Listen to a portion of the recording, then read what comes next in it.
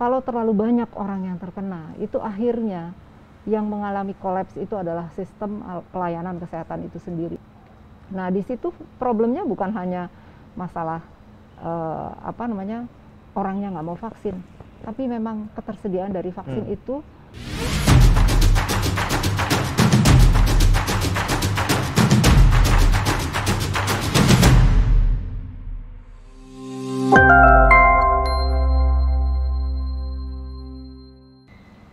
Halo teman-teman semua, selamat datang di acara Polgov Talks.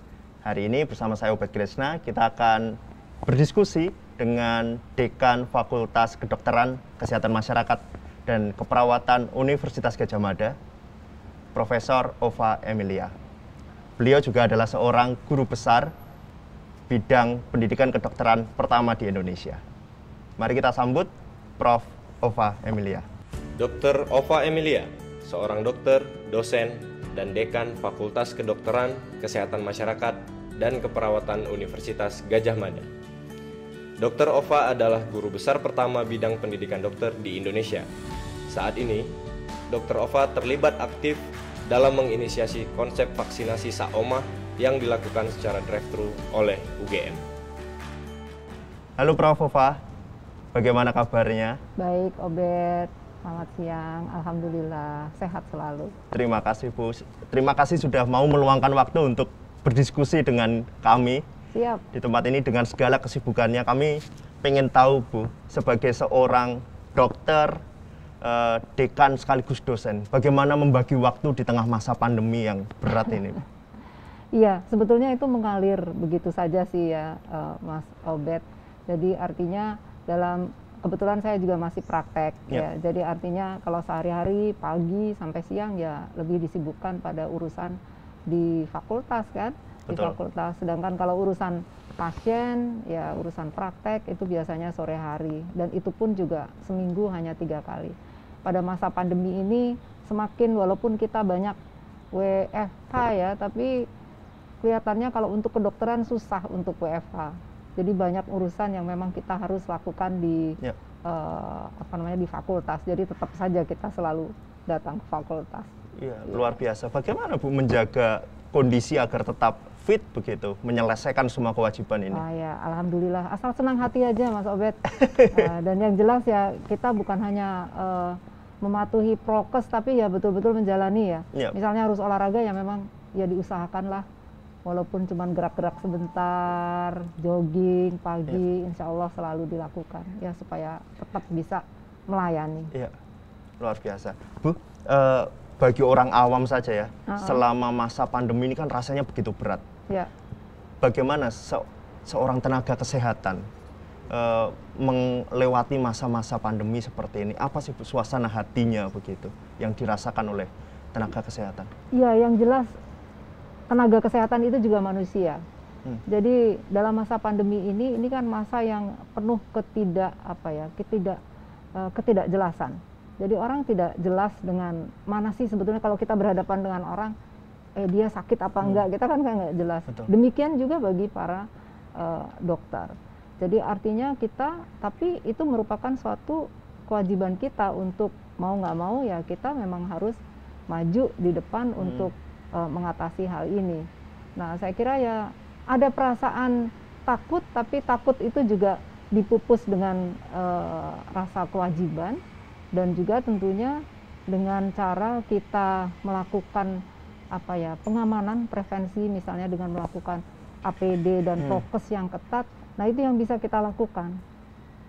Walaupun demikian, ya kita mengetahui ya di beberapa minggu ini kan ada lonjakan yang luar biasa. Betul. Di mana di situ banyak dari tenaga kesehatan yang juga menjadi korban. Betul. Ya. Nah, sebetulnya bukan hanya dokter yang berperan di sini, tapi kita semua. Karena memang pengendalian dari pandemi ini kan harus dari hulu ke hilir, bukan hanya dokter atau tenaga kesehatan. Ya. Artinya di tengah ketakutan yang juga dialami karena sebagai manusia, mau nggak mau nakes juga harus maju di depan ya Bu? Betul, mau nggak mau. Dan itu sebabnya pada saat kita bicara tentang protokol kesehatan, Itu kan maksudnya supaya kita bisa mengendalikan. Betul. Karena dalam masa pandemi ini bagaimanapun kalau terlalu banyak orang yang terkena, itu akhirnya yang mengalami kolaps itu adalah sistem pelayanan kesehatan itu sendiri, dan di dalamnya itu adalah nakes. Nah, kalau misalnya terlalu banyak nakes yang akhirnya terkena, ini kan juga menyebabkan layanan kepada masyarakat menjadi kolaps. Prof. Ova, soal ketersediaan vaksin, boleh diceritakan bagaimana sebenarnya alur distribusi vaksin dari level produsen sampai kemudian ke puskesmas atau ke fasilitas kesehatan yang menyediakan vaksinasi di Indonesia begitu. Oke, ya sebetulnya kalau dari vaksinasi itu sendiri kan disediakan oleh pemerintah. Jadi misalnya di sini oleh Bio Farma seperti itu, nah dia akan mengemas vaksin itu dalam bentuk vial ya. Kalau yang diekspor itu, kita beli kan, jadi diimpor itu kan dalam bentuk yang besar gitu ya. Nah itu kan dikemas di sini. Nah satu vaksin itu kan, satu vial itu untuk 10 dosis, 10 dosis orang untuk 10 kali suntik. Nah ini tentunya memerlukan pengaturan namanya cold chain ya, rantai dingin ya, untuk menjaga supaya dia tetap poten dan bagus kualitasnya. Nah biasanya dia dilakukan melalui, kalau Kementerian Kesehatan itu melalui tiga alur ya. Yang pertama Kementerian Kesehatan, yang kedua melalui Polri, dan yang ketiga melalui TNI. Jadi kenapa demikian, dan saya kira mungkin ada kebijakan strategisnya karena Polri dan TNI ada di semua sudut negeri ini kan begitu ya, dan lebih mudah untuk digerakkan ya. Dan itu yang dilakukan. Jadi kalau melalui Kementerian Kesehatan ya dia ke provinsi, dikirim ke provinsi, baru kemudian di provinsi terus kemudian disebarkan ke masing-masing kabupaten kota. Nah biasanya yang saya lihat itu berbasis proporsi. Jadi proporsi penduduknya ya, proporsi penduduk berapa, dan itu diserahkan ke masing-masing kabupaten kota. Baru setelah itu dari kabupaten kota nanti disebarkan ke puskesmas atau sesuai dengan targetnya pada waktu itu. Karena seperti yang kita tahu kan, pertama kali misalnya vaksinasi itu programnya kan untuk tenaga kesehatan. Betul. Pertama kali seperti itu. Terus setelah itu kan untuk orang tua. Nah itu artinya tergantung dari target dari vaksin pada waktu itu. Kalau sekarang kan sudah untuk semuanya. Iya. Ya. Oke. Tadi menyebut ada beberapa lembaga yang kemudian diberi tugas untuk menyelesaikan distribusi vaksin ini. Ada Kemenkes, ada Polri, dan ada TNI. Bagaimana pola koordinasi antar ketiga lembaga tersebut, Bu? Apakah ketika kemudian di stok Kemenkes sudah habis, mereka bisa mengambil stok dari Polri, atau ketiganya berjalan secara terpisah? Iya, sebetulnya mereka mungkin mempunyai direct command-nya sendiri-sendiri ya. Iya. Tetapi di lapangan sebetulnya mereka bisa bekerja sama. Misalnya dari TNI, Polri yang ada di Jogja, tentunya pertama kali dia akan menyasar bukan hanya dari warga TNI Polri, tetapi juga mulai bisa membantu wilayah yang memang masih kurang cakupannya, maka dia akan melakukan vaksinasi massal di tempat itu. Jadi sebetulnya bisa bekerja sama. Bahkan kalau yang saya lihat mungkin bekerja sama dengan suatu lembaga-lembaga NGO gitu ya, lembaga swadaya masyarakat, terus kemudian juga mungkin organisasi-organisasi seperti PKK gitu, itu boleh menggunakan itu. Jadi tidak harus menggunakan dari misalnya harus yang dinas kesehatan saja, tidak, karena semuanya itu tercatat, dan tercatatnya kan sentral. Hanya ini melalui mana, nah itu tidak masalah sebetulnya. Artinya kan sangat mungkin kemudian stok dari Kemenkes habis, yang di puskesmas habis, orang-orang bisa kemudian mencari vaksin yang disediakan oleh program Polri maupun juga TNI ya. Ya, kebetulan memang ini kita masih dalam taraf persiapan ini, Mas Obed. Jadi kita perguruan tinggi akademisi menjadi bridging ya, membantu untuk koordinasi antara ketiga pihak itu. Jadi kita berjanji mau menyisir zona-zona merah di Jogja untuk divaksinasi full dari semua RT-RT yang zona merah.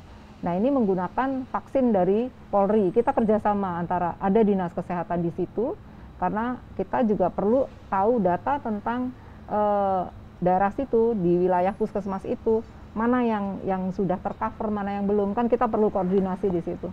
Jadi bersama TNI juga. Jadi kita TNI, Polri, sama dinas kesehatan. Jadi sasarannya ini insya Allah sampai minggu ketiga Agustus ini kita bisa menyisir zona merah bersama-sama, kerjasama akademisi, jadi bukan hanya UGM, jadi saya juga mengundang FK di Jogja, di UII, UMY, UKDW, dan UAD untuk gabung. Dan itu melibatkan ketiga beberapa lembaga tadi yang diberi kewajiban untuk menyelesaikan distribusi vaksin tersebut. Betul. Artinya tidak ada masalah ya, Prof, ya, soal pembagian itu? Nggak ada masalah. Jadi pada saat di lapangan pun misalnya pencatatan, misalnya ini menggunakan vaksin yang melalui Polri, maka apabila itu dilakukan di suatu misalnya wilayah X misalnya gitu, Polri tetap mencatatkan bahwa oh ini saya sudah mendistribusikan barang yang dialirkan melalui saya, tetapi pencatatan di daerah, jadi di wilayah itu juga mencatatkan bahwa sekian orang sudah mendapatkan layanan vaksinasi. Jadi itu artinya kan dua hal yang memang bisa digabungkan lah. Kalau itu tadi soal lembaga negara, bagaimana saya pengen mendengar sedikit penjelasan soal vaksin gotong royong, Prof. Apa yang kemudian terjadi dengan beberapa berita menyebutkan bahwa masih banyak stok di soal vaksin gotong royong belum terdistribusikan begitu? Kalau vaksin gotong royong itu kan tergantung dari permintaan dari perusahaan atau mungkin korporat tersebut. Jadi korporat tersebut memang harus mengajukan jumlahnya berapa, dan itu pun juga kan jadi korporat itu tidak gratis ya kalau itu ya, bukan program pemerintah. Jadi apabila ada, itu akan dia bisa mendapatkan, mengakses melalui permintaan khusus tersebut. Ya belum terdistribusi, atau mungkin karena orang memang tidak mengutamakan untuk menggunakan yang berbayar. Kita sudah tahu bahwa vaksin mulai dilakukan, program vaksinasi sudah mulai dilakukan di Indonesia sejak akhir tahun 2020, dimulai dengan nakes terlebih dahulu. Dan sampai sekarang masih belum selesai gitu. Memang butuh proses yang panjang ya, Prof. Ya karena manusianya kebanyakan, dan lagi vaksinnya juga kan terbatas. Betul. Jadi tidak terus konyong-konyong semua tersedia gitu ya. Pada tanggal 15 Juli kemarin ada kebijakan bahwa 50% stok vaksin di Indonesia itu dialokasikan untuk Jawa dan Bali. Tapi beberapa kota di Jawa pun sampai sekarang masih mengalami pelambatan begitu dalam proses vaksinasi. Apa penyebabnya, Prof? Ya, saya kira itu target itu dikaitkan juga dengan sebetulnya target supaya mengurangi transmisi ya. Kita tahu Jawa dan Bali itu mempunyai angka transmisi yang atau angka infeksi ya, positivity rate-nya yang tinggi.